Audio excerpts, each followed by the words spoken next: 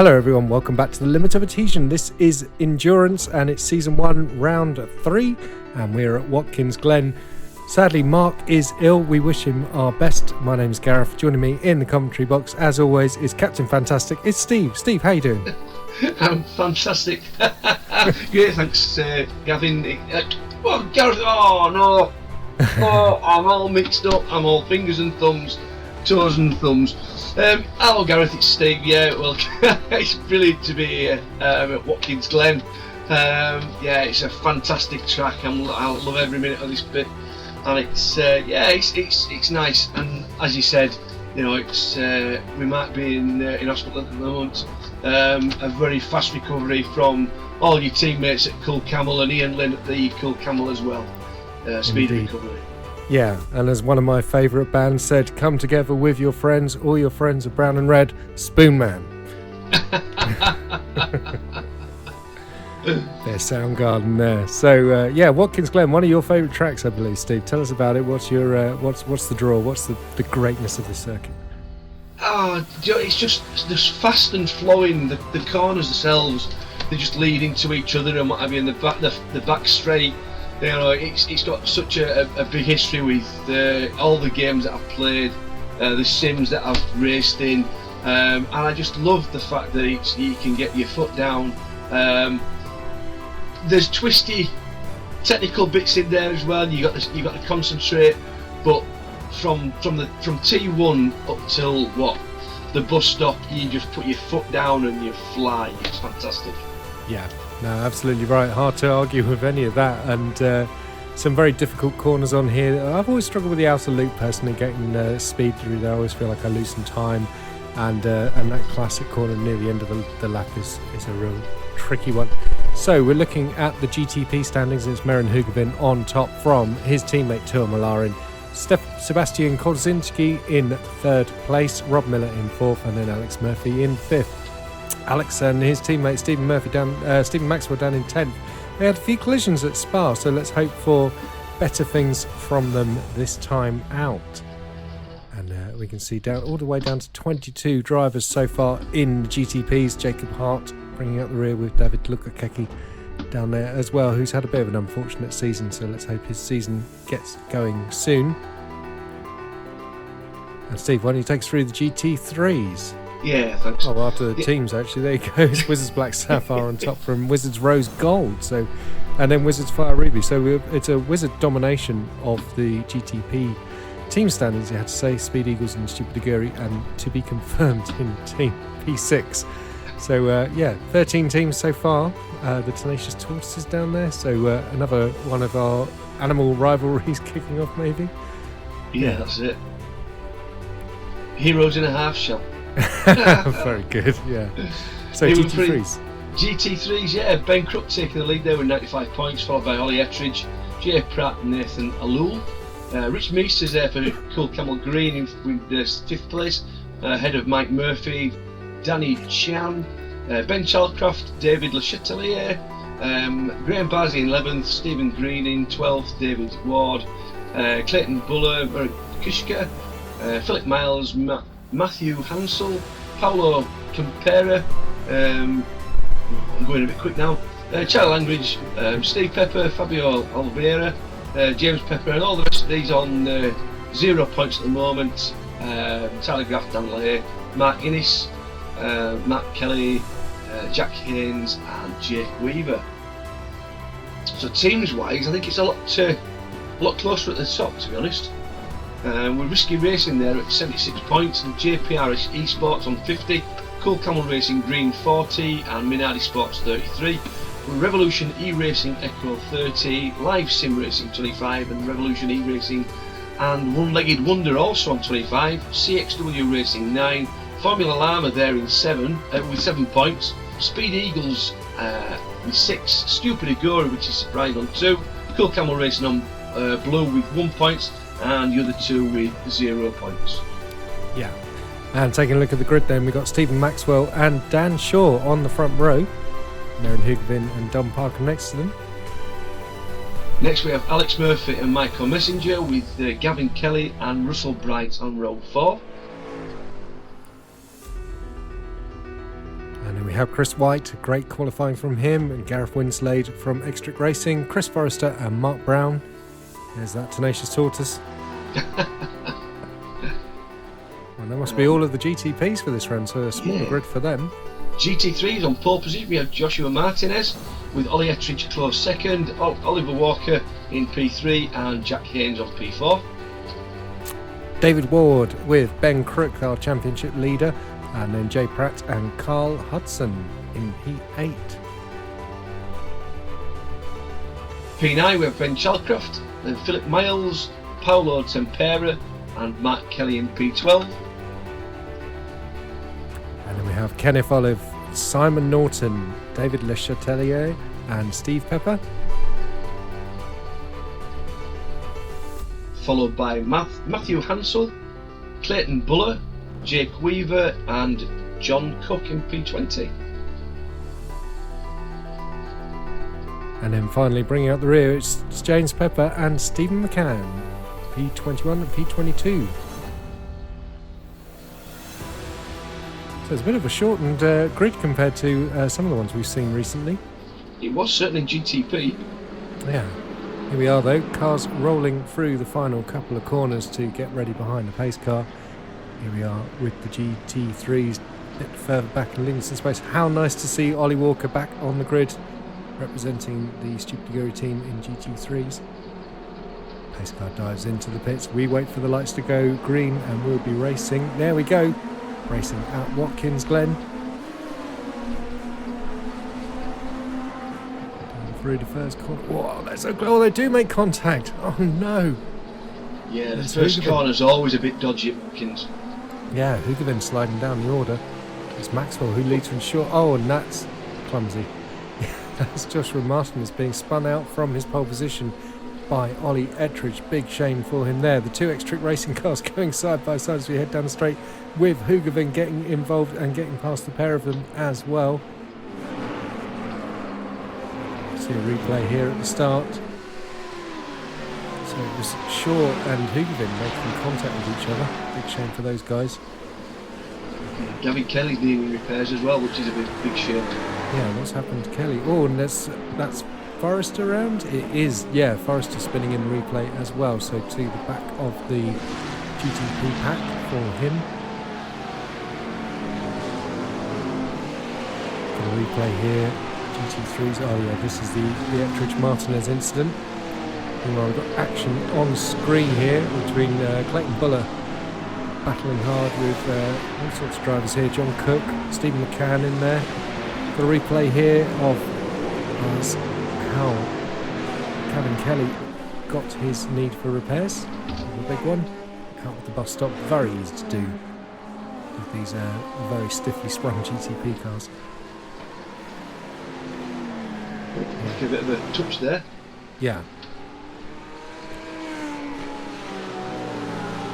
Oh, what a shame to see Mark Kelly going round as well at the bus stop. On the replay there. So meanwhile we've got Russell Bright chasing Chris White and the McLaren team. Oh, what's going on here? Oh, it's a big lock up and slide for Winslade as he went into the boot. Gets out of the barriers. We see smoke hanging over the bus stop, Steve. Yes, and then we have the resulting incident there. Alex Murphy with repairs. T-Cut's not going to get that out, Alex. And Stephen Maxwell as well. So is it the... Oh, look at the huge snap. And that is a massive one as the barriers for Maxwell. Oh, and his teammate connected him on... Oh, that is... Oh, dear. He'd be gutted. So once again... John, can you see if I have rear damage? Yeah, you've definitely got rear damage, mate. How bad? The drivers there are checking each other's cars out at the moment. Yeah, Martinez, who... Do I have a rear wing? Spun out at the start. Here he is. You've got a rear wing, mate, but it's a bit messy up Yeah, back there. I can see that damage on the rear of that car. Okay, thank you, John. I appreciate that, John. Thanks. Hello. Beautifully polite, man, is there? I'd be spitting feathers after being spun out of my pole position like that. It looked like Don Parker hit the wall there as well, so a little bit of a tap on the exit of that wall. Well, that's the corner where Stephen Greening tried to famously make 6/10 and win a race, didn't he? And he hit that wall, and I didn't even know if he finished on the podium after that. Look at Hoogeveen, though. He is all over Parker here. This is Akira versus BMW, I believe. And Hoogeveen gets the job done. The Akira does seem to have a bit of pace over the rest of the GTPs, wouldn't you say, Steve? It does, yeah. I mean, there has been rumours all over the place that the BOP for the Acura compared to the other GTPs has put it slightly ahead for virtually every single race. And I know in the official races, the Acura is the car that everybody's running. Yeah. If you want to get a result, if you want to drive the cars, they tend to drive either the Cadillac or the Porsche. I see. Yeah, but I think there's a little bit of bias there towards the Acura. Yeah. We saw a really nice move by Paolo Tempera on Ben Chalcraft into T1. He got the job done, so nice move there for Paolo. Looking now, David Ward running pretty strong. P5, I think, yeah. Oh, P3, I beg your pardon. P3, yeah. That number, yeah. And if people are noticing that there's some of the cars in the on the track at the moment, there are two different cars that have just arrived with iRacing. That's the Ford Mustang, which we see James Pepper there sporting, and and the Corvette. So look out for them on track. Yeah, the Mustang looks absolutely glorious, and the sound is almost rivals the LMP3 for a beautiful gargling rock sound. I love it. Oh, it does. Yeah. And if you want to know about the cars, check out the limited Adhesion, and we've got a review on there. Very nice promotion. Nice plug. Got a replay here then of Hoogeveen. He's working his way back up through the field. It's Dan Shaw leading the way from the GTPs though, and Ollie Walker now up into first in the GT3s. Dan seems to have come alive. My apologies, Gareth. Dan seems to have come alive in this championship. He's led virtually from start to finish from the first race. He's having an exceedingly good race.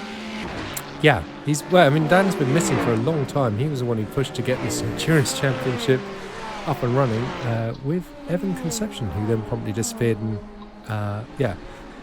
but nice to see Dan back in racing. We've got contact there between Russell Bright and didn't see which of the... I'm not sure whether it was Tempera or not. Oh, that would be such a shame, after he was doing so well earlier.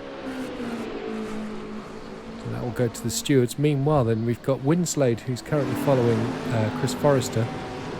So they both had we saw the half spin for Forrester at the start and one for Winslade as well, so a long way back from the rest of the field. Yeah, Paolo Tempera is there just behind those regular cars there, so whether he's trying to link it back to the pits, I'm not 100% sure. And Bright is a long way back as well, so he must have made a stop or something, because he was ahead of these guys and fighting with Chris White.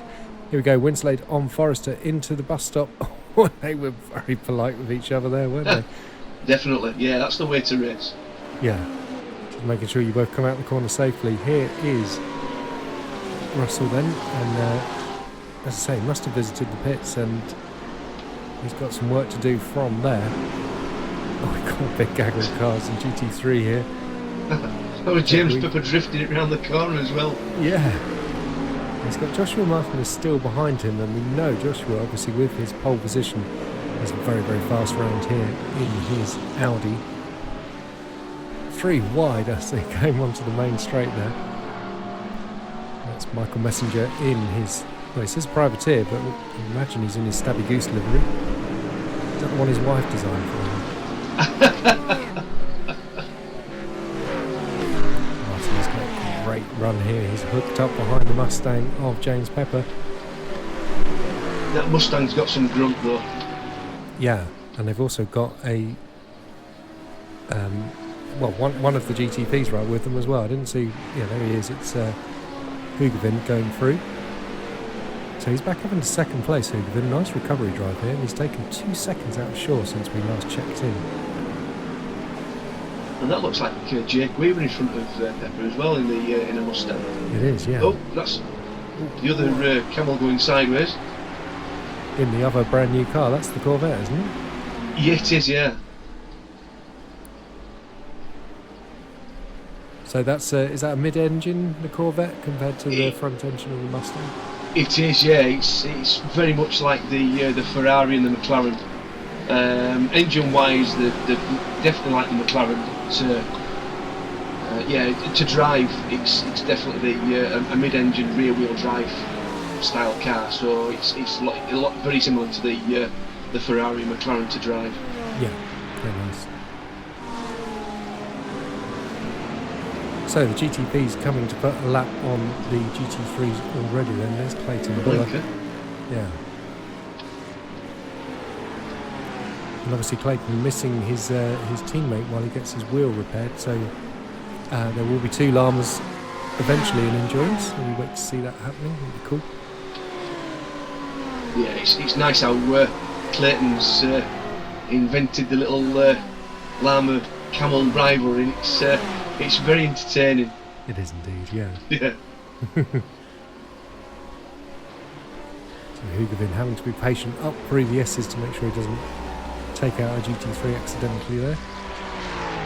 There's Buller and Tempera. Oh, and Jake Weaver's gone red. That means he's having an off-track moment. Yeah, repairs for Jake, unfortunately. A cone flying across the sky there. That was Jake missing the bus stop there. We've got a replay in the bottom corner here. Winslade and Forrester goes side by side through the S's.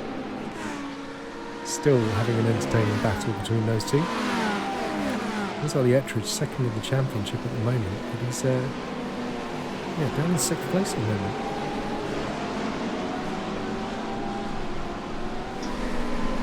I'm not sure whether Ollie actually struggled through qualifying or where his race pace has gone.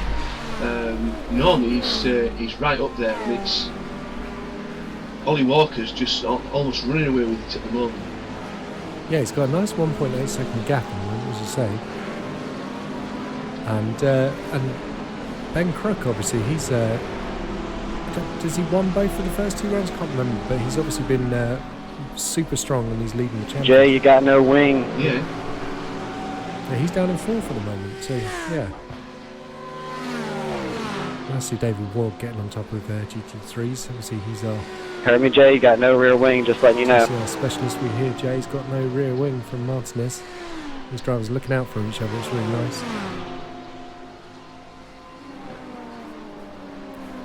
It's good to know you've got no rear wing before you try and lean on the downforce. And there he is. Oh, there he is, Jay Pratt. As if by magic, here he appears. There's definitely no rear wing on that car. Yeah. I've seen that a few times in this endurance championship.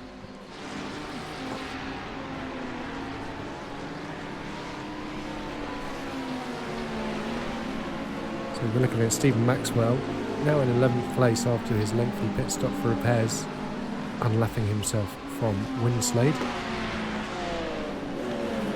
Oh, there's that Ford noise. Replay here. Oh, Forrester dropped it. Oh, what a shame. That ended that exciting battle between Winslade and Forrester eventually.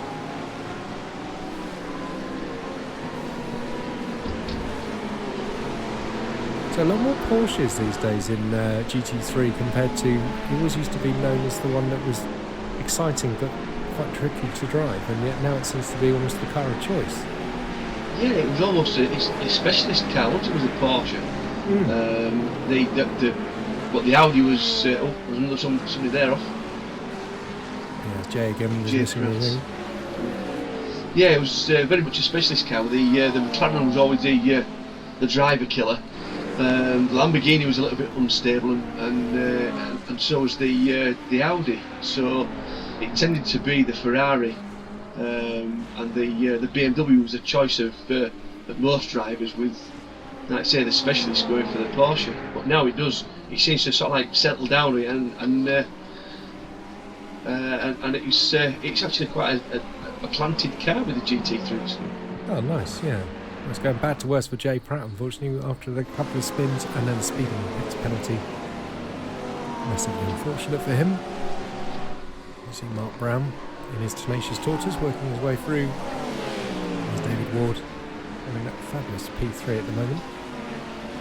And Joshua Martins, I feel so sorry for him because he, to have pole position and just to get spun out on the first corner of a 90-minute race is massively gutting. At least you got,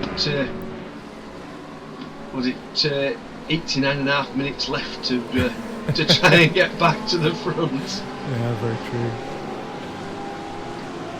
Ward all over the back of Haynes here. This is a great battle for P2. Here comes one of those bully GTPs. All side by side. It's a fast corner though, so they got through safely. Here we've got Don Parker in P4. He's just behind Michael Messenger. And we've got the lapped Alex Murphy just behind. Another case of what might have been. I don't know why this season is falling apart so badly for Murphy and Maxwell.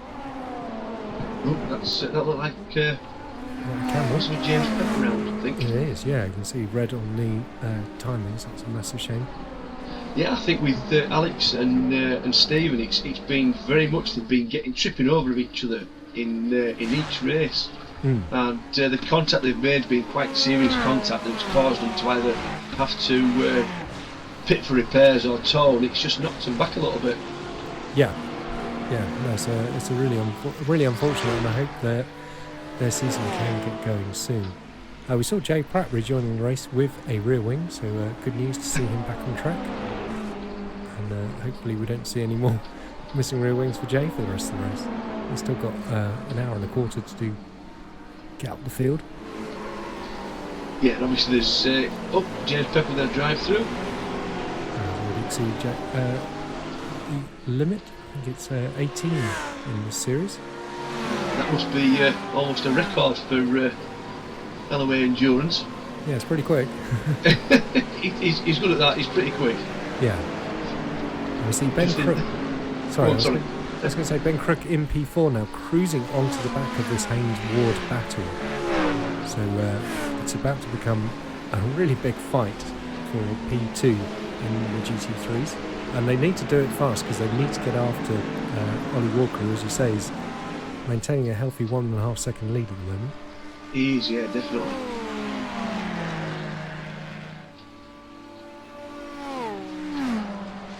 So we've got cars in the pits then, 2 Peppers, looks like. I imagine James was in for repairs. Yeah, and he's drive through as well, so for sure. That wouldn't have helped. No.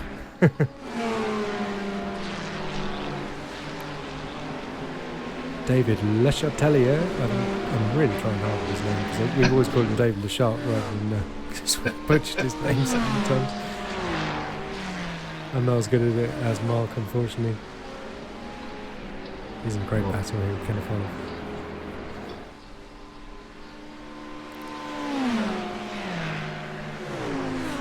So is that Olive in the Chevy as well? It does look good. It does, yeah. It sounds like a hairdryer though. Have I got any damage, Chris? What? Can't quite see. More drivers asking if they've got damage or not.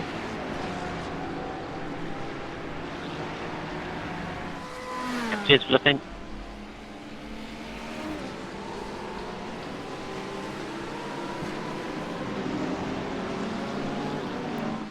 Yeah, and the Dale Earnhardt livery for Kenneth Oliver, which is pretty cool to see.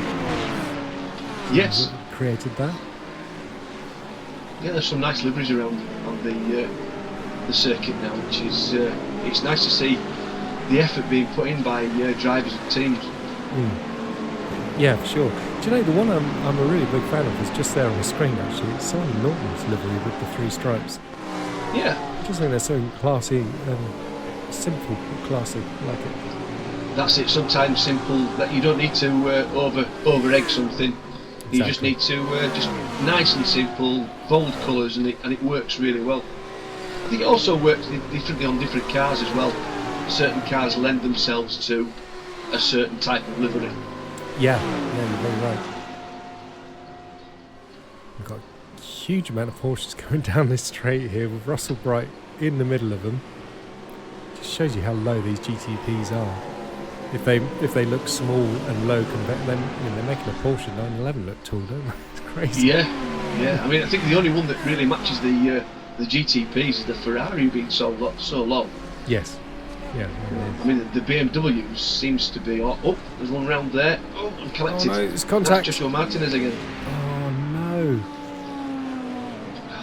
Such a shame. Yeah, and David was going side by side. It looked like with James through the bus stop, and just run out of grip. Unfortunately, huge shame. Yeah, I mean, I think that's Joshua's second trip to the pits as well, which will be good. That'll be obviously he's already used his fast repair. There's a replay then.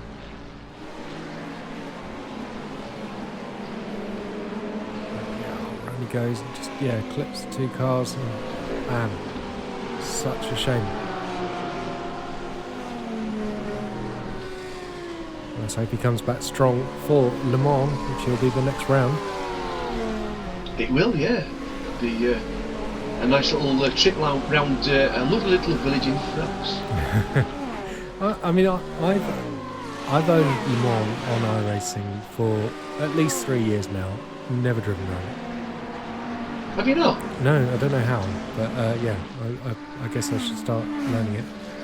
I used to drive it on Gran Turismo 4 on the PlayStation 2, which kind of shows my age a little bit. If you're quicker, Steve, let me know and I'll let you I've pass. done the majors twice, and I've done the 24 hour of the little. It's in 24. It's the 1,440 minutes of around a little village in France on iRacing. But it's fun because obviously Le Mans is on every single sim or game and things like that. So when I'm doing the any sort of series in Le Mans, I actually get my dad texting me, telling me that he's done a certain length, a certain time on his Forza 7. Very nice. Which is great fun. Yeah, absolutely. Yeah. So Ollie Ettridge here, tucked up behind Ben Crook. So this, that it almost back what I was saying about before is now like a five-way. Sounds really It is. Ollie Walker stretched his lead though by another second at the front, because obviously he doesn't have to focus on all these other cars in the same way that Ward, Haynes, Crook and Ettridge do. In fact, Ward is past Haynes, which we missed, I'm afraid. Apologies to you, David, because I'm sure it was a classic overtake.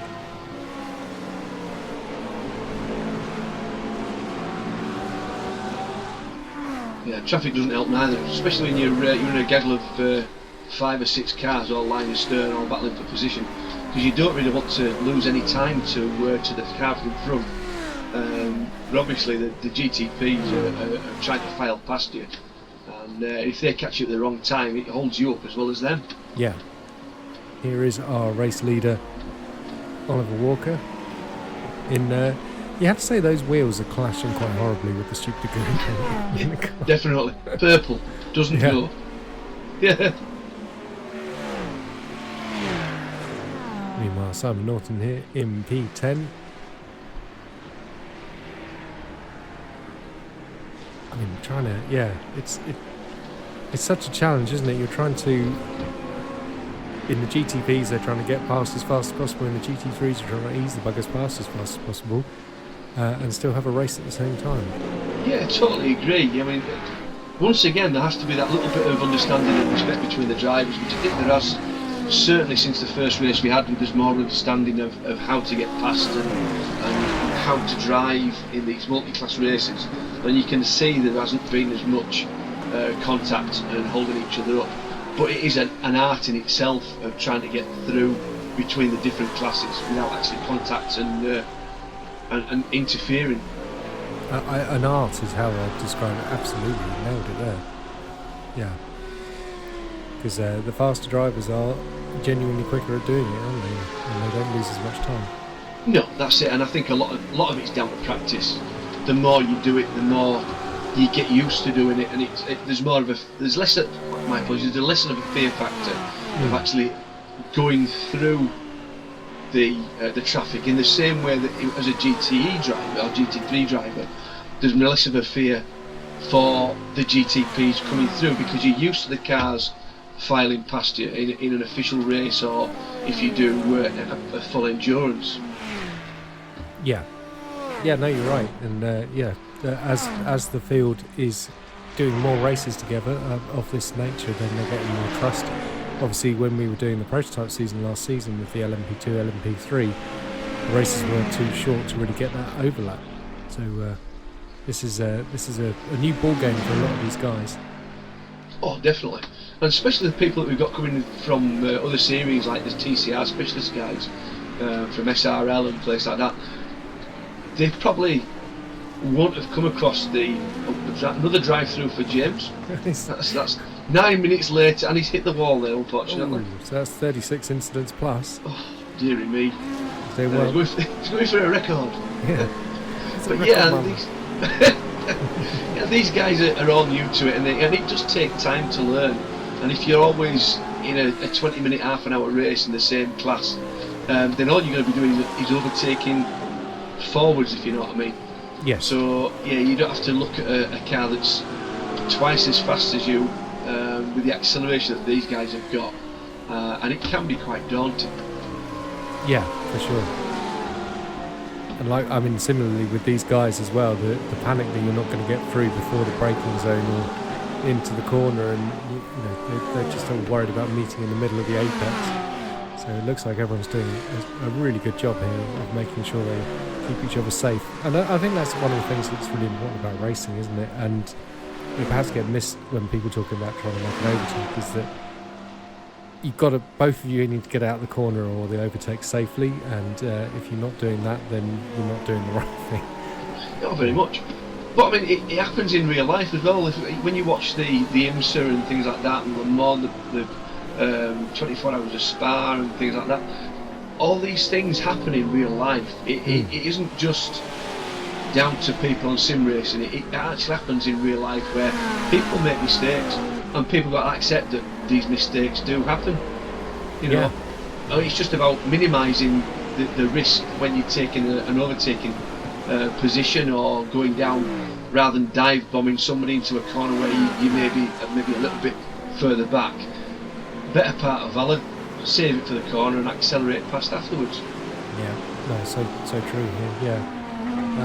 I'm looking at this battle for GT3 and the P2. Obviously, we saw Ward getting ahead of Haynes, and in fact, he's now fallen to 5th behind Crook and Ettridge. We've been looking at that trio of cars battling on screen for a while now, and although we're not looking at them right now. But I noticed that David Ward is now driving the Mustang, so he's swapped from the Porsche. Another of the car drivers to take advantage of the new machinery available. But it just seems to really he's making it work for himself, isn't he? Because I think it's fair to say David's had a few struggles with the Porsche, and now maybe the Mustang is the car he likes. Yeah, quite possibly. I mean, it's a big engine at the front, rear-wheel drive, whereas the Porsche is the rear engine over the back wheels, so the physics of the car is different as well. So maybe that actually he's able to drive that type of car rather than having to deal with the pendulum effect that might be the Porsche. Of the Porsche, yeah. Well, the other thing is obviously he's one of our TCR specialists, so he's used to a big lump of engine at the front, obviously. So it's just the drivetrain going to the rear rather than the front, rather than two different things to adapt to. Yeah. Oh, look at that little slide there by Crook. Is that going to allow the opening for Ettridge? Yeah, the sniff then, didn't he? Oh, well held there. And these two have been going hammer and tongs all season. It's been amazing to watch. Yeah, there's not much between us. No. That's all. No. A lot of respect shown between the two on Discord after the races, which is fabulous to see. And yeah, worth going back, guys, to the Imola episode of the podcast where you'll hear Ollie on the show with yourself, Steve, and me. We were talking about endurance racing and covering some tips. So Ollie was suggesting that it's a good idea for, like, for example, the GTPs to be flashing in if they're going to make a pass into the corner and things. And yeah, some really good tips going on there in that episode about endurance racing. And I'd say it feels like the drivers are taking it on board. So yeah, good stuff. Yeah, I think so. I think a lot of it has been it's all positive at the moment. There's a lot of people thinking about what they're doing first, rather than it seemed to be fast and frenetic, and it was got to get into that corner first. Hey Josh, pass right. The first opportunity, and things were going wrong at that time. So people seem to have settled down and they're learning the craft now. Yes, yeah, you're right. Oh, lots of speeding in the pit penalties going on. Michael Messenger. Thanks, man. I didn't mean to dive you back there. Saw Dom Parker as well. No, you're good. I know you're faster, so I'm not going to hold you up too long. Stay in my slipstream. Let's go. Hansel just say he needed a bath, so he wasn't going to hold him up. What's going on? I'm not sure. But like, once again, though, nice to hear the drivers communicating with each other, taking advantage of one of the real advantages of sim racing is that you can chat to your competitors while racing. Yeah, it's nice doing that. Yeah. Personally, I can't manage it. I just find it too much going on. I need to focus on the drive and swearing. There's a lot of swearing while I drive. Well, to be honest with you, I've been trying to do a bit of a race. Replay Actually, here. but Lots of. You see that Parker went into the wall on the way into the pits. So maybe that's how he got the speeding penalty. Sorry, carry on there, Steve. No, yeah, I've tried to do a few race recordings where I've done a little bit of commentary, and I can't manage it. It's quite challenging. Yeah, we've got a lot of drivers coming into the pits, and most of the GTP field are in the top. It looks like Ward has inherited the lead because Walker, Crook and Ettridge, Hudson and Chalcraft are all in the pits.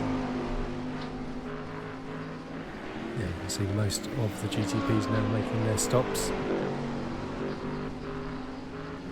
Russell Bright, we think he was in the pits earlier, so he has stayed out. Oh, look at that. There's a lot of cars in the pits there. It is, yeah. Oh, speeding in the pits again for Paolo Tempera. Oh dear, what a shame for Paolo. Clayton Buller.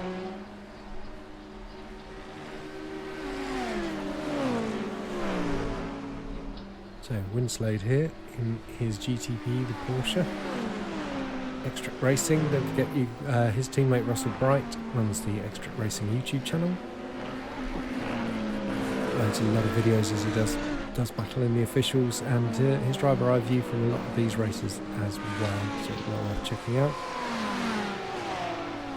Clayton Buller, Formula Armour channel as well. Obviously Clayton and his crew of drivers do a lot of records. We get to see their view from Prime, from Endurance, from TCR as well, and yeah, they do a lot of stuff as well. So we've got a lot of options here. We've got a lot of YouTubers. Yeah, Don Parker streams on Twitch. Who else we got? I can't remember. There's a lot of lads that are coming from the TCRs that do a lot of streaming. Yeah, you're right. Kev Eilert, he does streaming, doesn't he? And yeah. Neil Todd, I believe, he uploads driver eye views of the races sometime after the race, so that's always worth checking out. Yeah, it's so cool though to see how the race progresses for different people. Yeah, I mean, we only get to see one sort of part of the race, and to actually put it all together as to different people's races is fantastic. Yeah, and I think for me this has always been like one of the key things about, you know, like why we do the podcast, why we watch all these videos together, is because humanising the drivers helps you learn like who they are as people, and I think it lowers the animosity when things do go wrong. Yeah, I think so. So Holly Walker rejoins the lead now as the pit stops shake out for the GT3s. We're looking at Stephen McCann. He's being chased by Jack Haynes. And Ettridge has rejoined in P5 now behind Crook once again. He must be sick of looking at the back of that car. Oh, we've got a stopped car there. That's Tempera. Oh, and he's had to tow back to the pits. Big shame for him.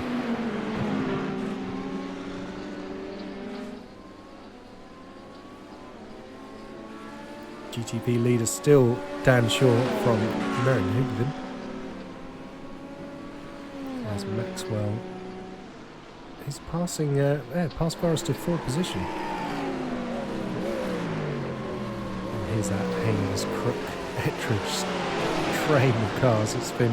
They've been like this for the whole half an hour that we've this race so far. Amazing. Yep, there's just nothing between them. No, it just bodes so well for the rest of the season, doesn't it? Yeah, definitely. So what's the trick with endurance racing then? Do you make the move when you can, or do you just hang on, or presumably you're fuel saving behind each other at the moment? Yeah, I mean, if you can go that extra lap, then it depends how many pit stops you're going to do. Steve Pepper getting over well Sunday. Yeah. Oh, so Gareth wind slide round. Oh, big slide. That's the second time he's done that. I bet Steve Pepper's heart was in his mouth then. I bet, yeah. Yeah, I think with the endurance, it's important to obviously fuel save up, like you, and try and get those extra laps. And towards the end, it makes the biggest difference because obviously you're shortening the last stint, so you're taking slightly less fuel, so it cuts down that 2 or 3 seconds. Which, like for these guys, if you're there's a less than about 8/10 of a second, 9/10 of a second between. You could throw a blanket over the 3 of them, couldn't you? Literally, yeah. So if you're saving 2 seconds, that puts you a second in front of the other guys that are in front of you. Ettridge's gone alongside Crook here. Sorry to cut you off, Steve. It looks like we've got a move underway. No, he's falling back behind, and he can carry on. Okay, he's just got that edge on you coming through that corner. Yeah. But yeah, so that can make the biggest difference. It can put you a second or even 2 seconds in front of the people that you're actually chasing now by just taking that time to just sip the fuel that you've got and just eking that extra lap or 2 out of it. Yeah, and let's talk about fuel saving then, because obviously there used to be the sort of hack that you could just put the clutch in and do a lot of coasting. And iRacing's removed that ability now. It doesn't save fuel in an unrealistic way like it used to. So how do we fuel save? What's the key to it? The easiest way is lifting and coasting. So basically what that is at the end of the longer straights, you would lift off the throttle, say 100-150 yards or metres before your actual braking point. But because you're going slightly slower into the braking point, you can brake later than what you would normally do. It's an art in itself. I don't quite have the ability to brake. It's the fear factor. I can't brake later than what I'm supposed to brake. But a lot of drivers, what they'll do, they'll brake, say, if their normal braking point is 150 metres, they will then brake at 100 metres. And then they can still get around the corner. So they've saved 100-150 metres of fuel by not accelerating. Right. Yeah. No, and the more you do that per lap, the more fuel. If you're using, say, 3.7 litres of fuel on a normal lap, and you can reduce that to 3 litres a lap, you're gaining 0.7 litres, which means that basically by the end of 5 laps, you've saved a lap of fuel. Yeah, which is, as you say, is a real useful thing to have. Yeah. Crook making the move on Haynes there. Haynes is fighting back. Look at Ettridge, just opportunist here. He's trying to make the move. Nearly going 3 wide. I say Ward lost out a bit through the pit stops. He was a couple of seconds ahead of these guys, and he's now bit within striking distance, but he's starting to ease that gap out again. I think the biggest winner was Oliver Walker though. I mean, he's already eked out another 2 seconds since the pit stops. Yeah.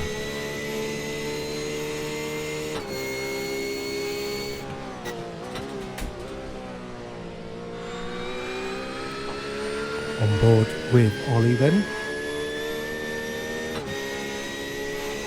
So tantalising, you can see Ward just up there. One car ahead of us. Oh, we got a replay in the corner there, and that's John Cook, who's gone round and lost his front of his car, unfortunately for Cookie.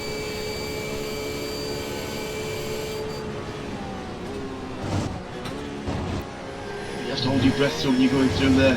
Yeah.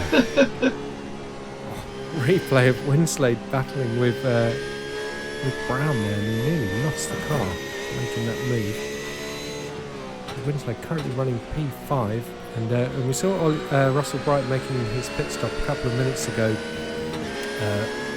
obviously running that alternate strategy, so that's I think is his second stop. Do you think he might have started on quali fuel?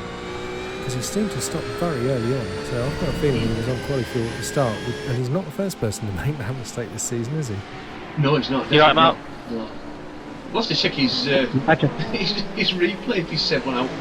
We'll be able to tell from that whether he made the blunder. Yes.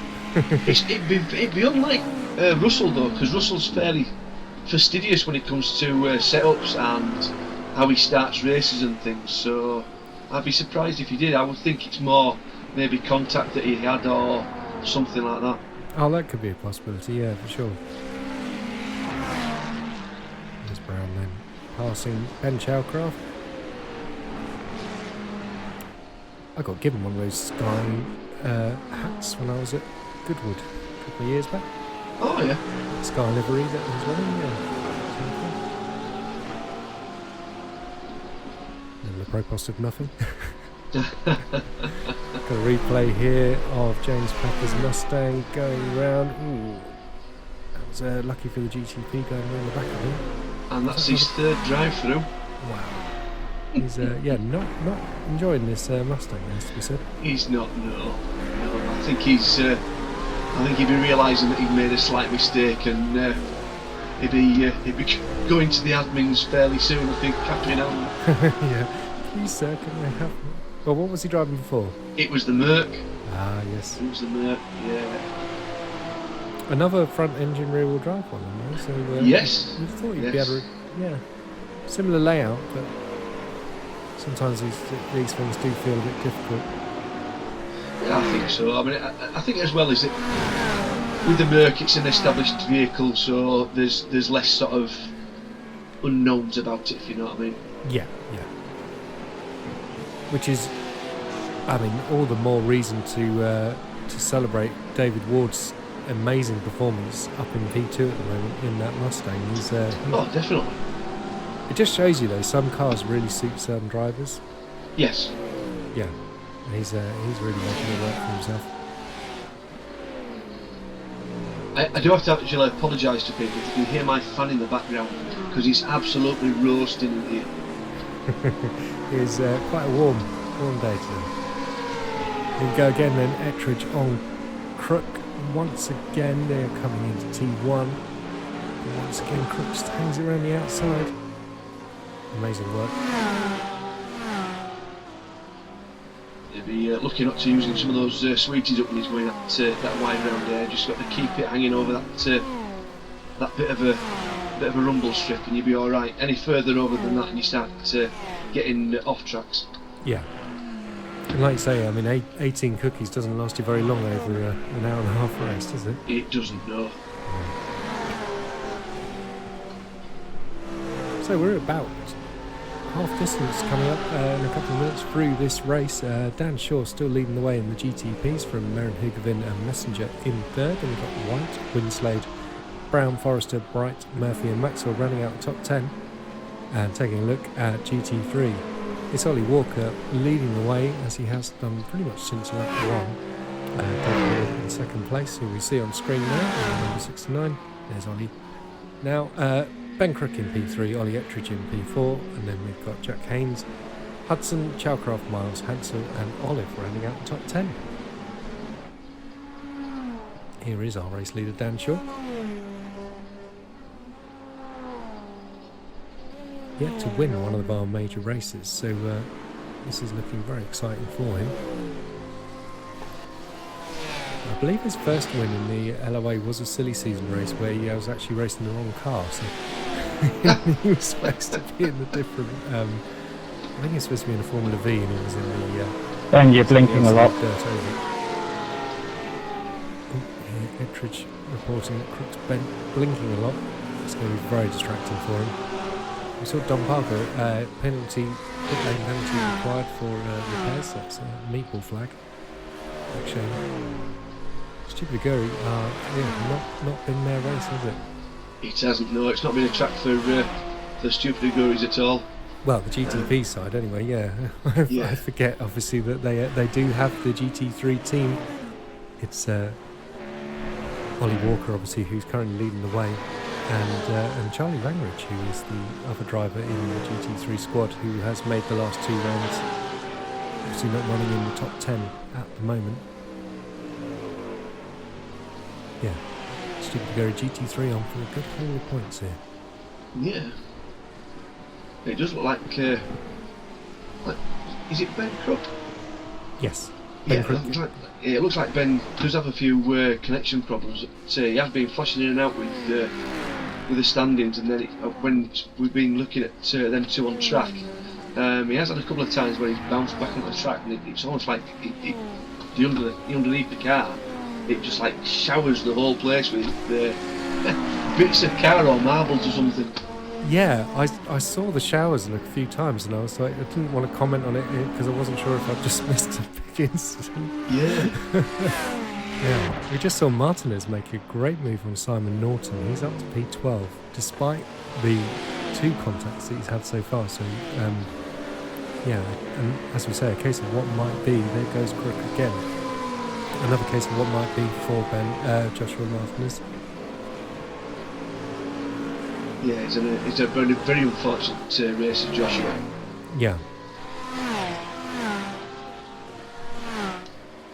And yeah, Ben and Joshua and Dan Shaw are all helping me because I've never been very good at GT3s. I've always wanted to learn how to be good with them, and those guys are kindly helping me. We are working on one of our 6 tips videos for GT3s. It would just be a basic capsule. Obviously, as we mentioned before, there are specifics to each of the cars, but we'll just cover the basics of GT3 racing and how to be quick. So yeah, looking forward to learning those things and sharing it with people in the next few weeks. That should be interesting. Yeah. I mean, I'd love to.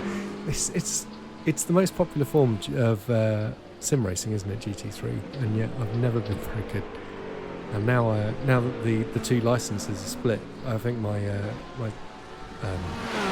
sports car license has always been overinflated by my Skip Barber and Ford racing. So yeah, it's nice that I can just let it fall down to where I should be. Yeah, the biggest thing for me really is the brake bias and the ABS. Mm-hmm. Those are 2 biggest things for me. I try to get right, and I really struggle with those. If I ain't got them right, the car's impossible to control for me. I like a neutral car. I don't like oversteer, understeer. So yeah, that's. I try to go for a neutral car. I'll maybe use some of your tips as well. See if I can work those into my racing as well. Yeah.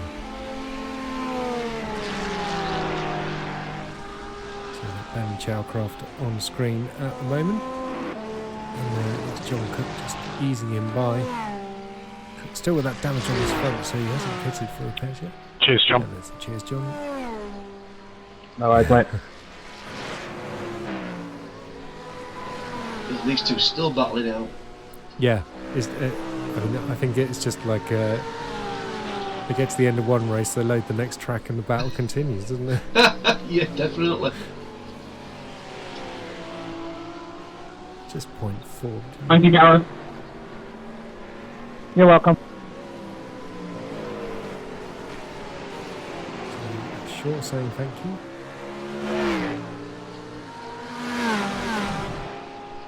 Oh, I think he's lapped. I think he's just lapped Winslade, looks like. Yeah, so he's absolutely flying, isn't he? 5 seconds ahead of Hoogeveen still. Ollie Walker's still 4 seconds ahead of Ward, who has eased that gap up ahead of this Crook Ettridge battle to a couple of seconds again, give him some breathing room. There is the team, Stabby Goose, the legendary Goose.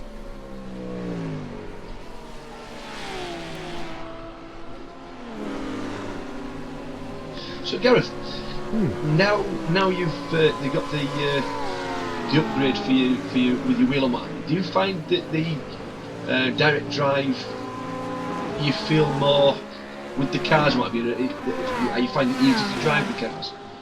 Yeah, I think. Well, the first few times I raced with it, it was just I was getting a lot of almost bruising on my palms because there was just so much going on with the wheel. Yeah, and you know that's just sort of gone away now, and yeah, I think there is more of there's less of that sort of sloppy feel, and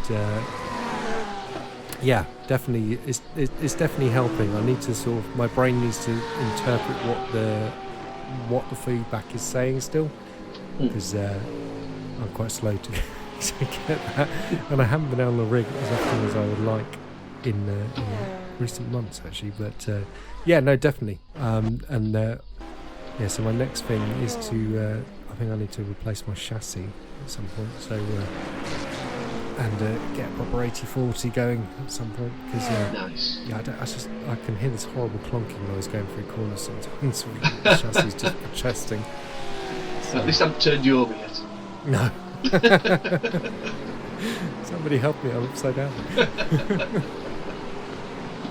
Yeah, Wheel's still spinning. Yeah.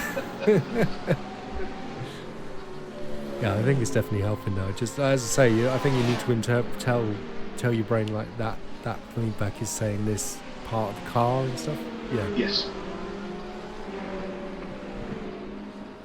Was it Russell Bright just passing Steve Pepper there with who's behind him?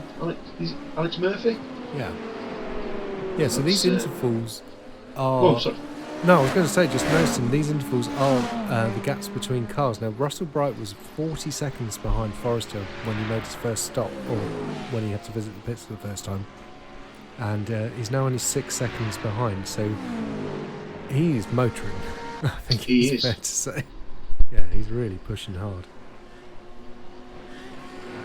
So we should definitely keep an eye on that towards the end of this race. So the eternal Crook Ettridge battle continues.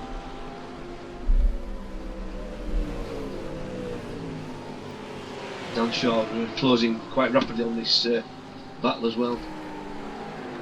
Yeah, now that'll be interesting because obviously Dan's significantly ahead of Hoogeveen, but he won't want to compromise the victory. But at the same time, he also needs to be respectful of what is after all a podium fight. Wait and see what happens there. Alex Murphy. He's closing. He's behind Russell Bright. Look, that's the 8th and 9th battle.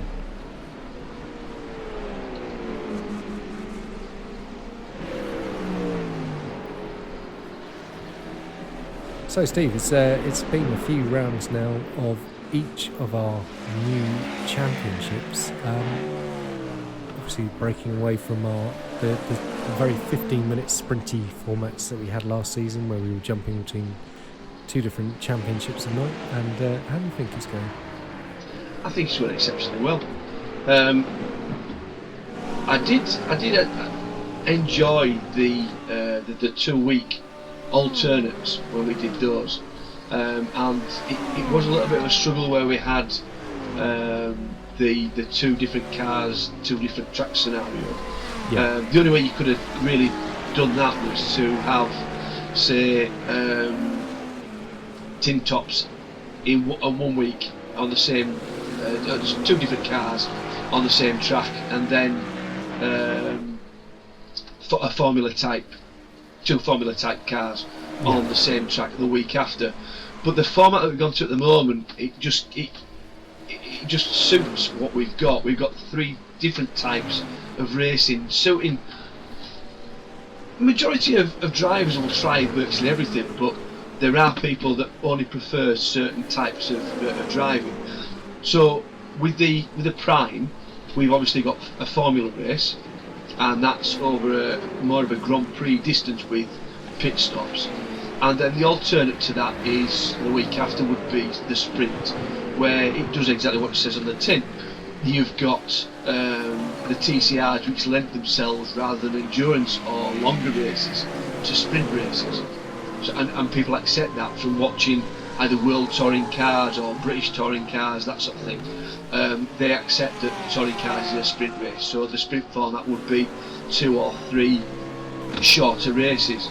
And then obviously for the endurance side, we've got this, which is once again, as it says on the tin, it's an endurance. It's about multi-class racing over a much longer space of time. With the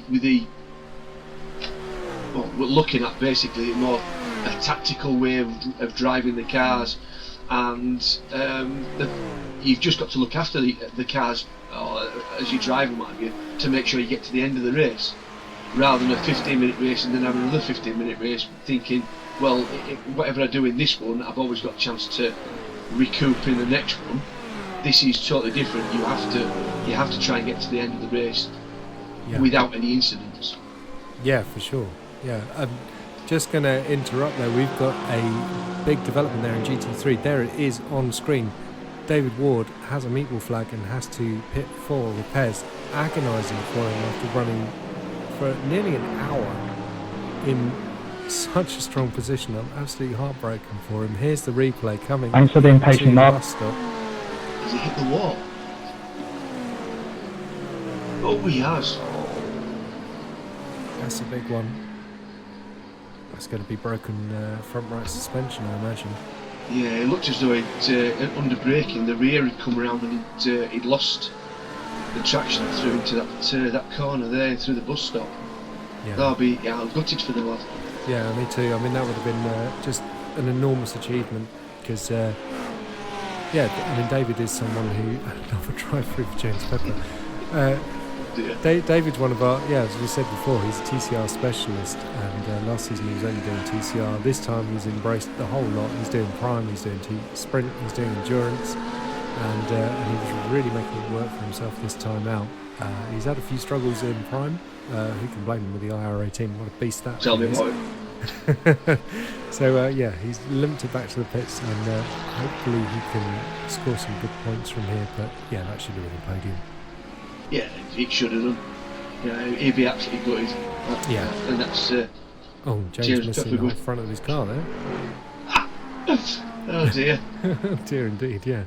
I echo what you were saying about the championships. It feels so much more right, and you might have weeks on championships where you struggle more or less with a particular car. I didn't think I liked the IRA team at all, but it seems to have clicked with me recently. That's half spin there for Forrester. It's the one I probably am enjoying racing the most actually, whereas this thing I'm finding, GTB and Endurance is well, I'm not used to doing an hour and a half race, I must say, so it's more of a challenge. And TCR, we've just got so many specialists in now that I've really got to up my game to try and get anything out of that. But no, it's good, and I'm just delighted that everyone is enjoying it so much. The grids are so busy. It's really good to see, and for me it was. The last season was always the problem with going from TCR on a track.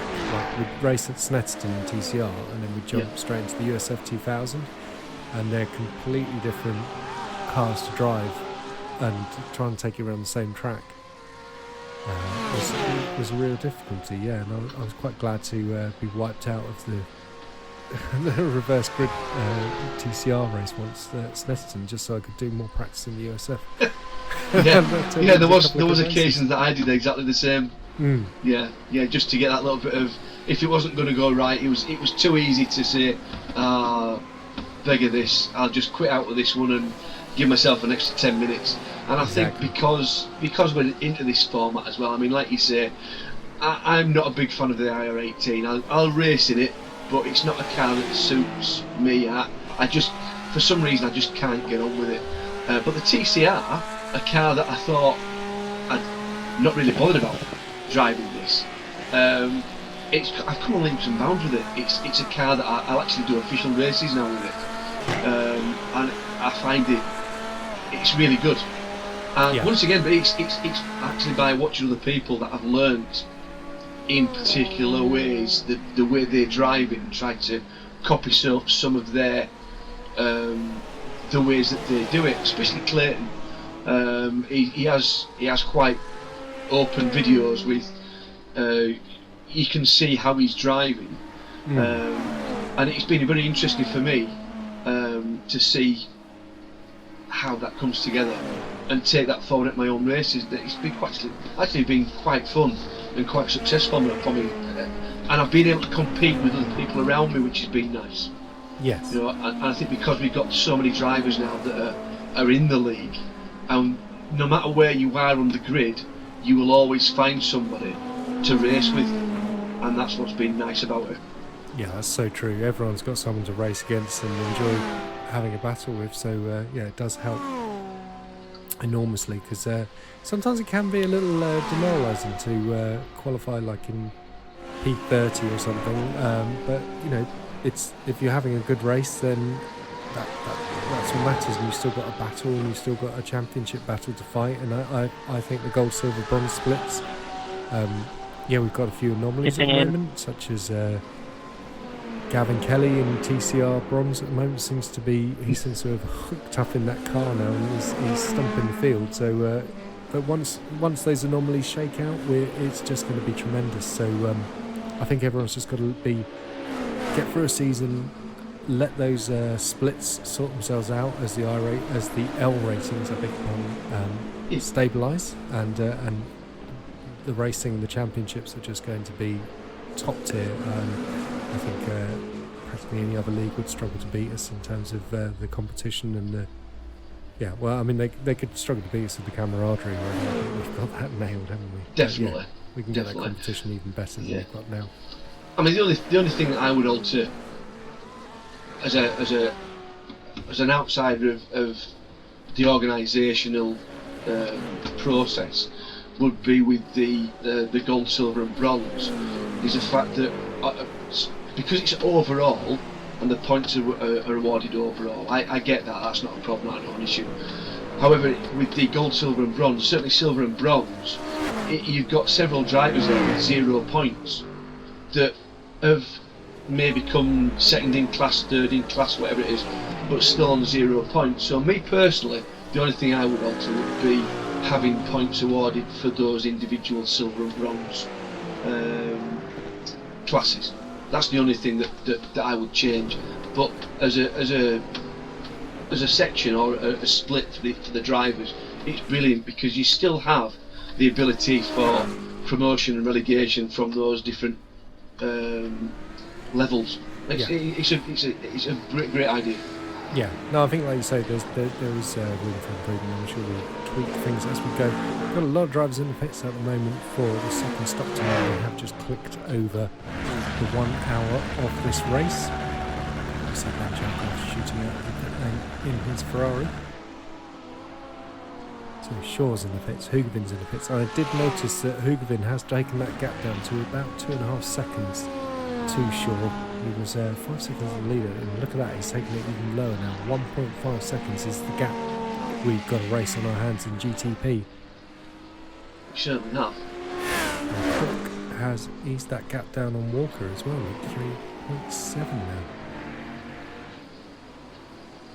Edgeridge still just behind him, half a second. And it's Hansel now who's up into 4th. Haynes down in 6th.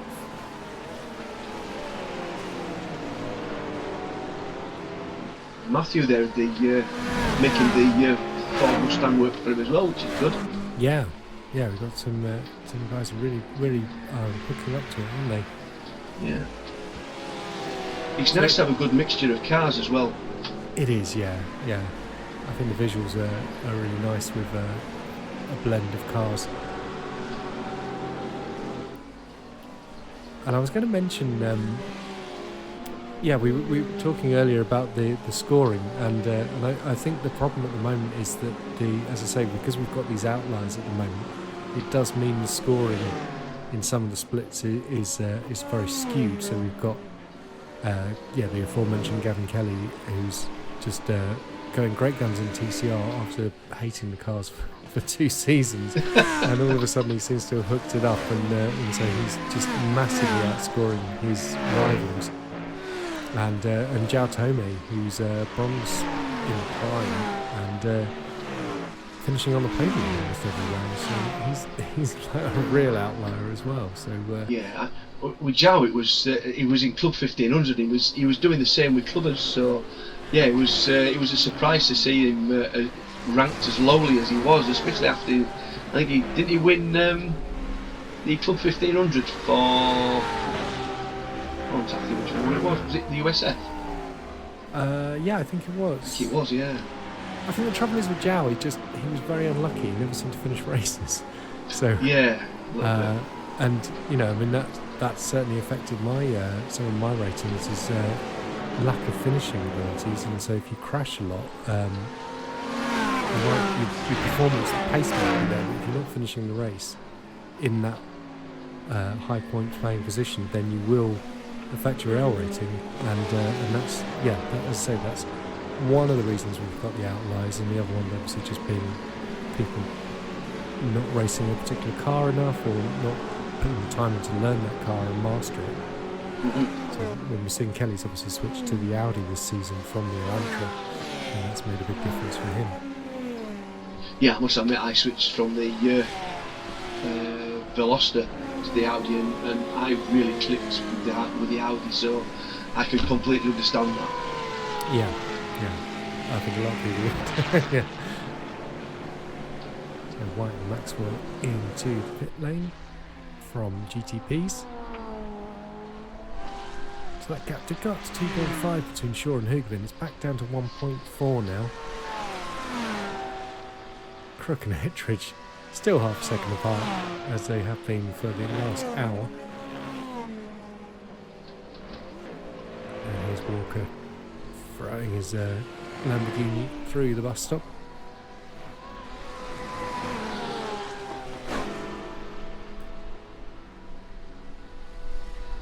Oh, Kenneth Olive, what a shame. He was doing a great drive in that new Corvette.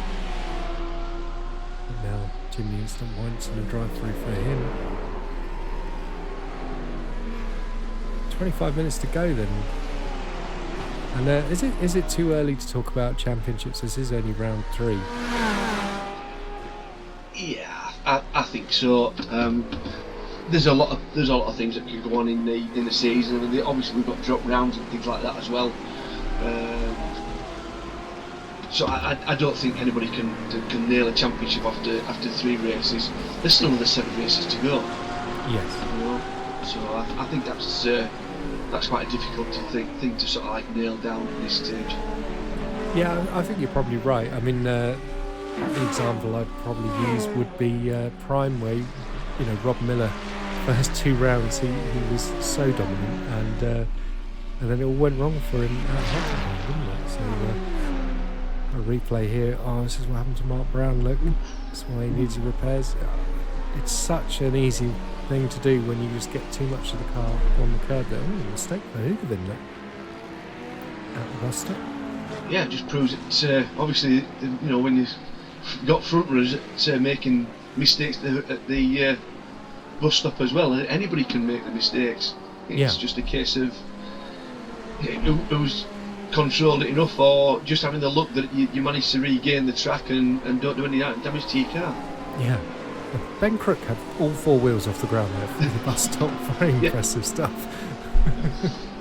Yeah, I've done that before and I've gone sideways. Yeah. But I think, in endurance, in GTP, I think I'd be hard pressed not to make Hoogeveen the favourite for this title. Hopefully I'm not commentators cursing him, but he was dominant at Imola, wasn't he? And second to his teammate Tom Lauren at Spa. Currently running P2 here at Watkins Glen as well, as James Pepper gets right out of the way, probably going himself an off track there as well, just to add to his collection. Yeah. I think he must be getting close to half century at the moment. Oh my goodness, yeah. The cricket score. He probably wants to see the back of this race. I think he probably sees the back of the car. You want to see the front of it. There's nothing there. So true. Yeah, so those gaps, look, Michael Messenger is over a minute behind Shaw and Hoogeveen. And so the GTP is very, very strung out indeed. Alex Murphy now has jumped Winslade, look. And can he get after Chris White, who is running a magnificent P4? What a great result that will be for the McLaren team, 4th and 8th. Though it's those two wizards, Maxwell and Murphy, who are trying to hunt them down and deny the dream. Ben Crook were about just over 6/10 in front of Ollie Ettridge then. I think that's probably the furthest he's been away from all the race. Yeah. And he's got the front wheels off the ground through the bus stop every lap. Yeah. You can't steer if the wheels are off the ground then.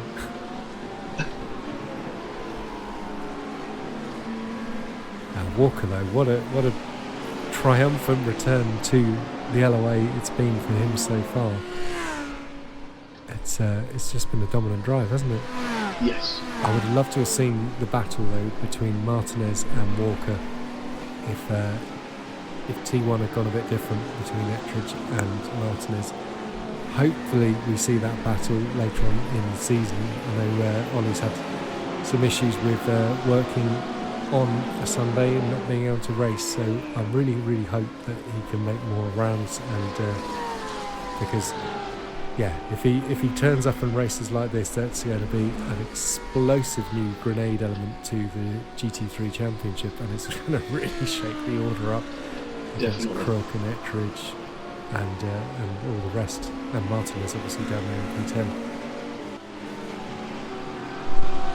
Crook will be desperate at the moment to break that toe from. He's just over a second in front of now of Ollie Ettridge now, so they've been trying to extend that to break the toe. Yeah, well, I wonder why is that all of a sudden? What's changed for I think it was Ettridge traffic. or for Crook? I think it was traffic. You get 2 GTPs catching up at the wrong time, and it's broken that bond between those 2 cars. Good point. Yeah, well, my eyes are now glued to the timing tower, because I want to see if Ettridge cruises up on the back of Crook again, or whether Crook can maintain that 1 second now that he has broken the toe, like you say.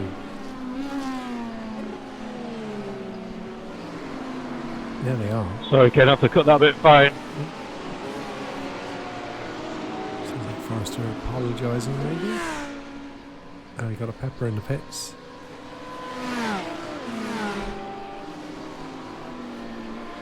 No worries, mate. It sounds like it was Kenneth Olive who was the other car who was involved in the Forrester's close call. Oh, Mark Kelly speeding in pits, penalty, massive shame. Mark's been such a joyful addition to the LOA, hasn't he? He's funny. Yeah. He's funny. Although obviously his antics at Brands might be landing him in hot water with the stewards. We wait to see. He's just been so fun, hasn't he? He's a great addition to the LOA, and you can hear him on Clayton's endurance videos. He's good fun. So there's our class leader Walker, and it's Maxwell getting past him there in the S's. And there's Clayton Bullard just ahead.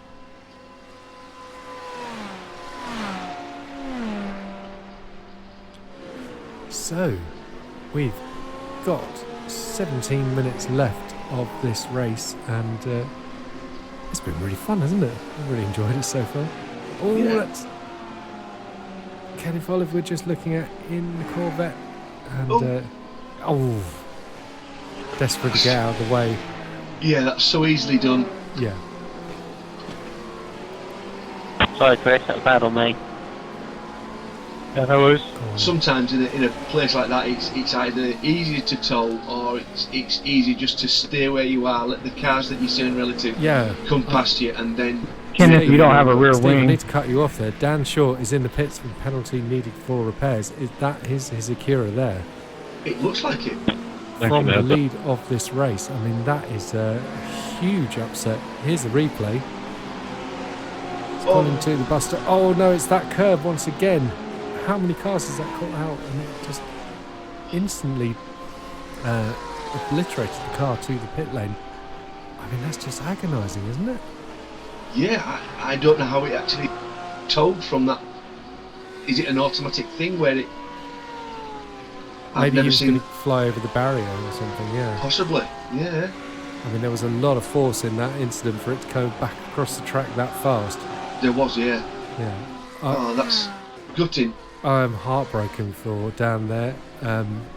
That's the second, the second big heartbreak for me of the night. I have to say it's Dan Shaw from the lead there in GTP, and David Ward obviously from P2 and GT3s earlier on. Just so I would have loved to have seen those two guys getting those two big results. So I really hope that they can achieve something similar later on in the season. Oh, and Steve Pepper joining James in the drive-through club. Keep it in the family. Yeah.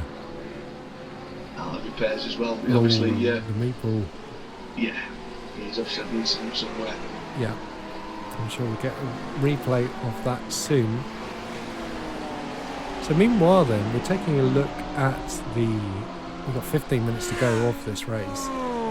It's Hoogeveen Messenger, Murphy, White and Winslade now. Murphy is ahead of White, but because obviously poor Dan, that's White has maintained that P4. And that is that the move versus Forrester and Maxwell in the replay box. Yeah, what a recovery drive by Alex Murphy up to P3 from being in the pit lane with such an enormous amount of damage after being collected by his teammate's accident early on in the race. Bright 3 seconds behind his teammate Winslade, and there's 10 seconds between White and Winslade. So Dan Shaw back out in the race look, so that's actually shaking things up. So he's down into third, so that has pushed Thank you. down a bit. So it's because I think he was a lap up, wasn't he? So yeah, White is now in fifth, Winslade sixth, White in seventh. GT3s, it's Walker, Crook and Ettridge, and Ettridge less than 2/10 behind Crook now. We were watching that gap earlier on, and he's pulled it right back, but they've got the Hoogeveen going around the outside of them in the big close. loop. That was close. I'm not surprised. I'm not surprised Ben's flashing there. Yeah, I think he was a That little could have been angry with judgy. that one. Yeah.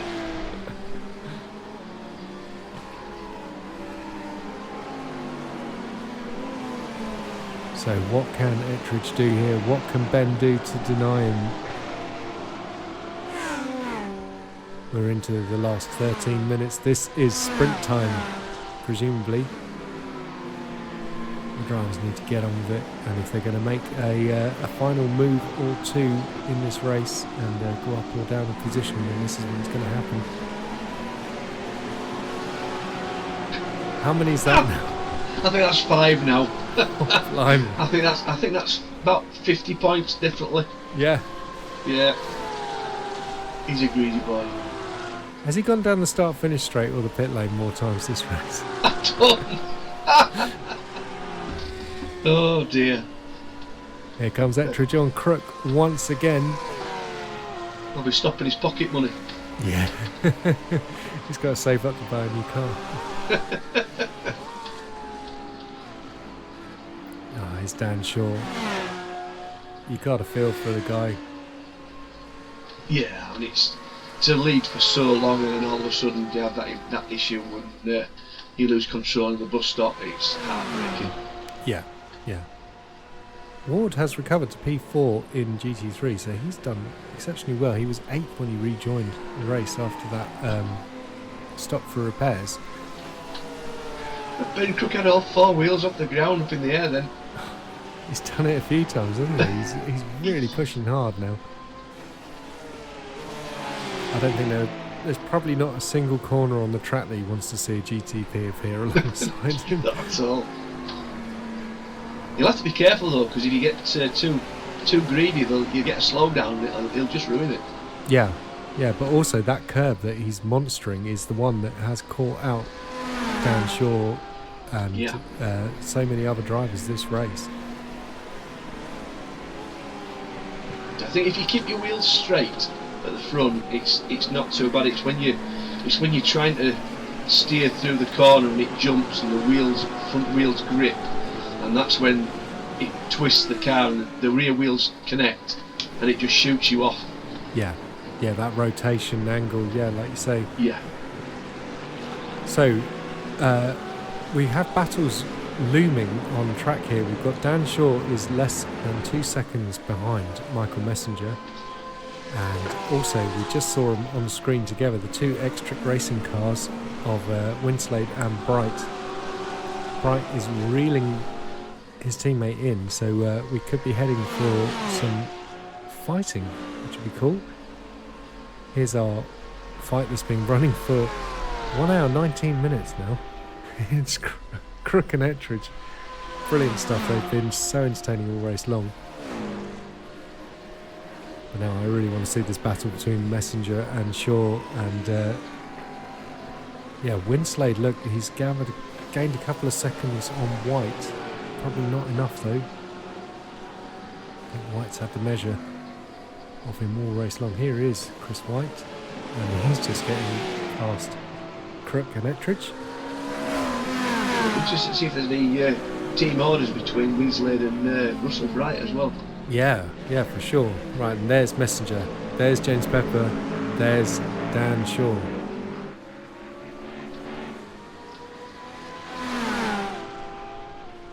So we'll wait to see what's going to happen. I mean, what's Ettridge's strategy here? Do you just wait until the last lap and do it into the bus stop or something, or? I'm not sure he knows. I'm not sure he can do, because he's tried overtaking into those corners on previous laps, and Ben's had the answer to him each time by holding the inside line or just going quick around the outside into the turn. I can never remember where the boot is. Yes. Through these sort of corners, he just had that edge over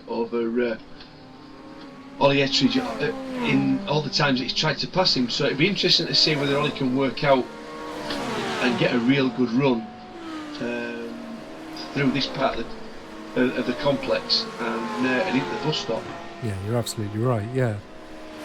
So we just saw there Dan Charlotte was half a second behind Michael Messenger's Stabby Goose, and Messenger was deploying some wizard's tricks there, like disappearing and exploding back in a shower of black explosive bodywork, but it's not helping. 2 tenths now is the gap between them. There they are.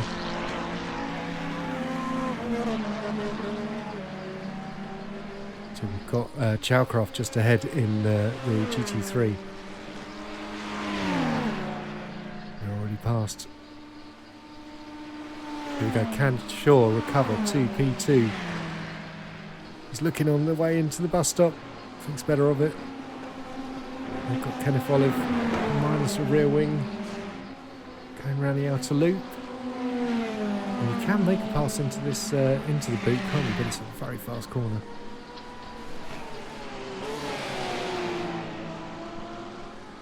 He did seem to carry a lot of speed to the bus stop chicane as well. Well, I feel like he had the measure of most people all race. I mean, obviously he had the contact with Hoogeveen at the start of the race, did Dan, but I mean, apart from that hiccup, he's been in a class of 1. Which is no mean feat when you've got drivers of the talent of Messenger, Murphy, Maxwell, and obviously Hoogeveen. Definitely. Here he goes. Is he edging alongside? This is a flat out corner. Nothing doing there. And the final corner, that's so fast as well. Hudson just getting out of the way there. And now Norton. Still 6.5 minutes of this race, so maybe 5 more laps.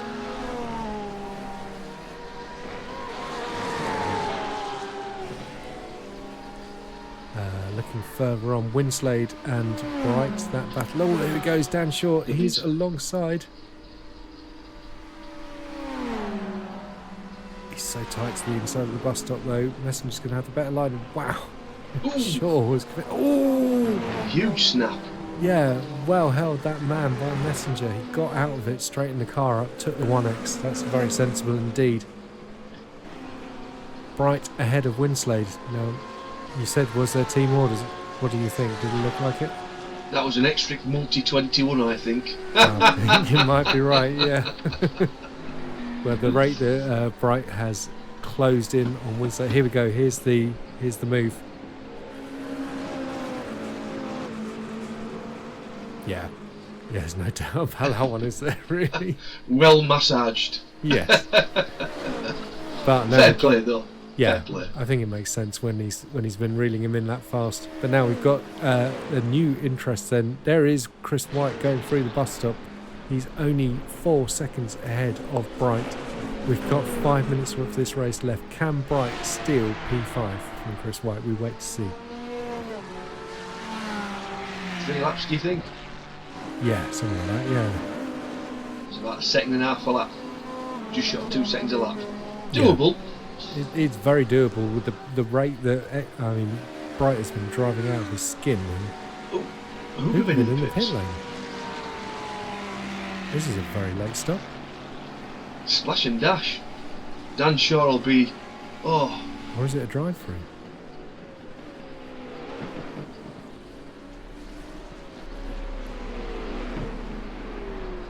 Must be a slash and dash, like you say. Yeah. He has stopped in the box, look, we can see him on the map. Yep. So Dan's right down in the boot. 2.5 kilometres behind him. Yeah. I always think that Merijn will get out there, but he's still stationary. Still stationary. This is interesting. What's going on? He's gone. Yep. Wow, that was that added a bit of tension, didn't it? Yeah. That was squeaky bum time there. Yeah. Wow, Merrijn's a renowned endurance specialist. The amount of races that he, Tour and Dom have been collecting the accolades for recently. Surprised to see him needing to do that. Yeah, I think that possibly have been a mistake on his fuel calculator, maybe. Yeah.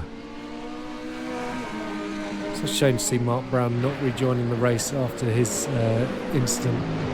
Well, a good half an hour ago now, it feels like. Yeah. Yeah, I'd like to have seen him rejoin the race. Mark's had some good races recently. And just think back to his race Long Beach USF 2000 race with Innes, where Innes picked up his first LOA win. Mark was less than a second behind him. Yeah, that was cracking. It was indeed, yeah. In fact, I think Mark, to commemorate that, has got it on his wall at the moment. I would too. That's a good result. Definitely. Yeah. Yeah, well worth going over to the Cool Camel to get a print. If you had an awesome race, they'll happily talk to you, and if you say you're from the LOA, you get a discount. So yeah, 10%. Here we go. Ettridge 1.2 seconds behind Crook. I think that must have been some traffic related with the GTPs coming through again. Like I say before, Steve, can he get back to him in 2 minutes, or do you think Ettridge is going to just bring it home safely for P3 now? To be honest, if it was me personally, I wouldn't risk it with this. If I can't, over a second behind him, I'd basically say enough's enough. Bring it home in third place and accept. Unless obviously something happens and you get a sniff again in the last lap. But I think it'll be the safer part of Alan is to bring it home and collect points for third place. Well, they both just did a 1:45.7. Ettridge 3,000 slower than Crook on that lap. So close. Yeah. So sure, 25 seconds behind Hoogeveen after that late pit stop. Here's John Cook. He's got the little one. Oh, Messenger avoiding him. That's unfortunate for John. Once again, that car, it's so easily done as well. If you hook the wheels on the outer of that rumble strip, it can turn you quite easily. Yeah. Meanwhile, my eyes are turning to the white. It's the toothpaste battle, the bright white. 2.2 is the gap between them at the moment. So, it's agonisingly close. We're into the final minute, and we have got the white flag flying. It's coming down to a second. It's under a second. It's under a second. God, he's pushing fast. We're looking at the wrong cars here. I mean, Ettridge is back on Crook, but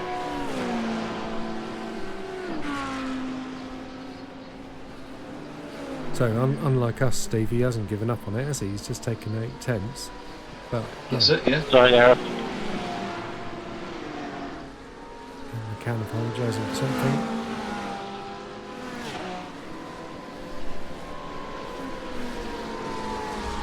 Have these guys got another lap, or are they under white flag? White flag now.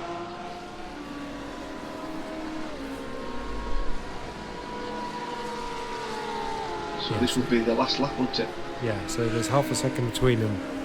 One more lap of the Glen to go for Ben Crook and Ollie Ettridge. Ben has soaked up the most enormous pressure all race long. It's been phenomenal to watch. And here they go then. We saw him crossing the line there. Oh, checker flag is out for Merijn Hoogeveen. There he is. Congratulations to you, Merijn. Great drive.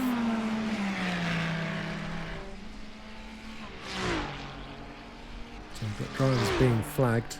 Maxwell's finished the race down in P8, which has probably been a sigh of relief for Winslade. Look, I bet he would have lost a position sooner or later. Here he comes, Dan Shaw coming home P2. What might have been for that guy? Yeah, unfortunate. Yeah, a Messenger not too far away from him at the end there. Great result for Michael coming home in P3 and his best lap of the race on the final tour. Just over a tenth between Crook and Ettridge. It's just gone up now to 2 tenths. Yeah.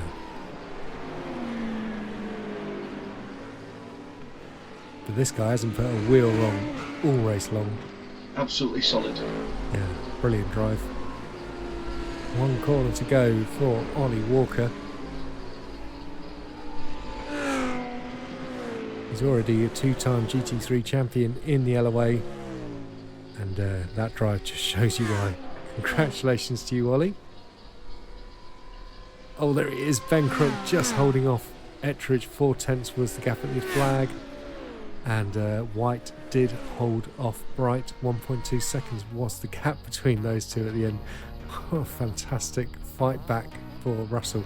So Merijn Hoogeveen wins at Watkins Glen from Dan Shaw and Michael Messenger running out the podium. Alex Murphy was in P4, Chris White, then Russell Bright, Gareth Winslade, Stephen Maxwell, Chris Forrester in 9th, and Mark Brown was in 10th, finishing in the pits. Oliver Walker wins GT3 ahead of Ben Crook and Oliver Ettridge. What a race those two had.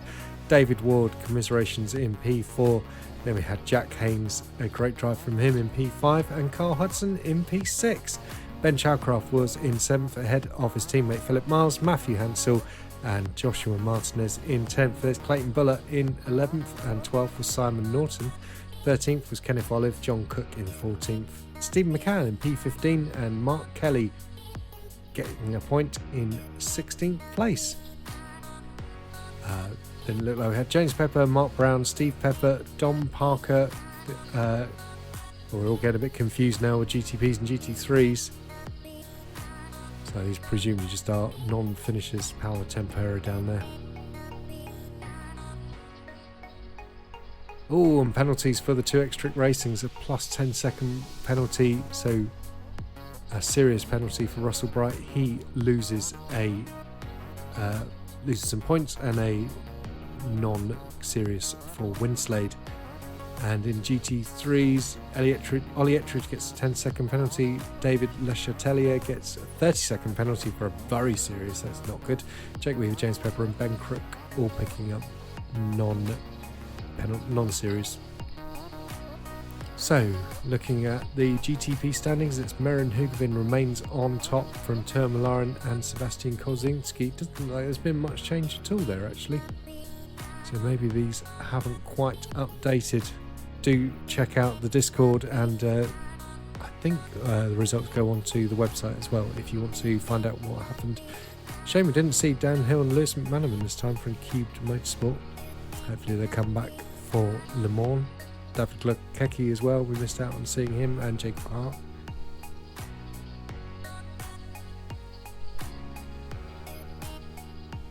GTP standings should be arriving imminently. I like these new trees, actually, they look good, don't they? Wizards Black Sapphire, 213 points from Wizards Rose Gold and Wizards Fire Ruby, Stupid Gary and Extric Racing. Yeah, I think these are still the results from before the race, actually, so we'll have to go to the Discord, please do, and check out the results on there. But yeah, Steve, tell us who are your standouts from that race? Oh, standout. Unfortunately for Dan, the fact that he had that incident or whatever, when he was running so strong. So yeah, a very strong. He could have had a fantastic result. So just one mistake and it just throws everything in the air. And in the GT3s, obviously, what can you say? Ollie Walker, start to finish, such a solid race. And then the two behind him with Ben Crook and Ollie Ettridge having a massive battle there. So yeah, I mean it's looking good for the rest of the season with those the top. Obviously, he's always there. Merijn Hoogeveen, he's always there to pick up anything that he can get, and he's never going to turn down the opportunity to win a race. So yeah, it's going to be tight at the front. So I'm looking forward to some great battles in the coming races, and Le Mans is just one of those tracks that a lot of drivers have raced there before, and obviously Merijn especially, it's one of his stronger tracks. He's won there with the Wizards in endurance races, so I expect him to show very, very strongly there this next time, and it's going to be interesting to see from the other drivers if anybody can raise the standards up to that sort of level. Yeah, indeed. Yeah, I'm hoping Tom can make another appearance at Le Mans. Obviously, he won at Spa, so maybe he'll be able to come back and bring the fight to Merijn and obviously to Dan. What can Dan do at Le Mans?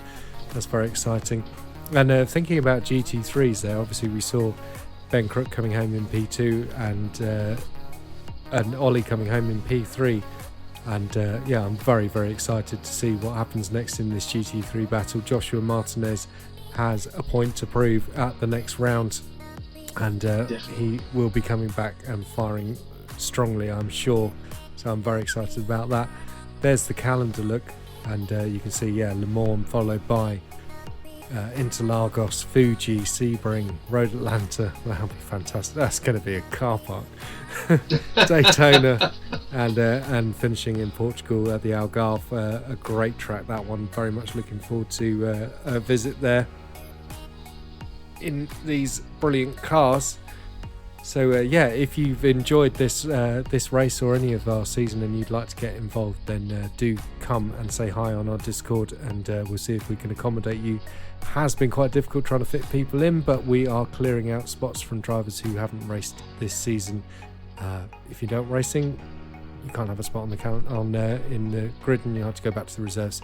Anyway, there are our socials. Steve, thank you so much for joining me. Mark, get well soon. Hope to see you back there for Le Mans. Goodbye. Good night.